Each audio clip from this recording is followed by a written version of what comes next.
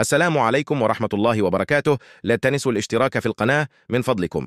وجه المدرب الجديد المنتخب الوطني لفئة أقل من 20 سنة. الدعوة ل9 لاعبين جزائريين ينشطون في أوروبا لتدعيم المنتخب في دورة اتحاد شمال أفريقيا المقرر إجراؤها من 11 إلى 22 نوفمبر المقبل، حسب ما كشف عنه الاتحاد الجزائري لكرة القدم.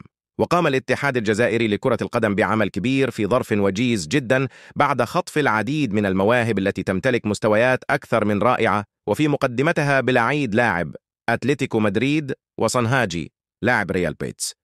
وكان التربص التحضيري لمحاربي الصحراء انطلق يوم الخميس الماضي بالمركز الفني بسيدي موسى بمشاركة 30 لاعبا تحت قيادة المدرب الجديد ياسين مانع. ويعد هذا التربص المحطة الإعدادية الأولى للمدرب الوطني الجديد الذي سيستهل مشواره مع المنتخب بالإشراف على التحضيرات لدورة اتحاد شمال إفريقيا لأقل من 20 سنة بتونس، والخاصة باللاعبين المولودين بين 2005 و2006. ويستهل المنتخب الوطني دورة اتحاد شمال إفريقيا التي تقام في شكل بطولة مصغرة بمواجهة المنتخب التونسي، وستسفر المنافسة عن تتويج صاحب المركز الأول فيها باللقب بعد الجولة الخامسة والأخيرة. وإليكم قائمة لاعبي المنتخب الوطني لأقل من 20 سنة ناشطين في البطولات الأوروبية.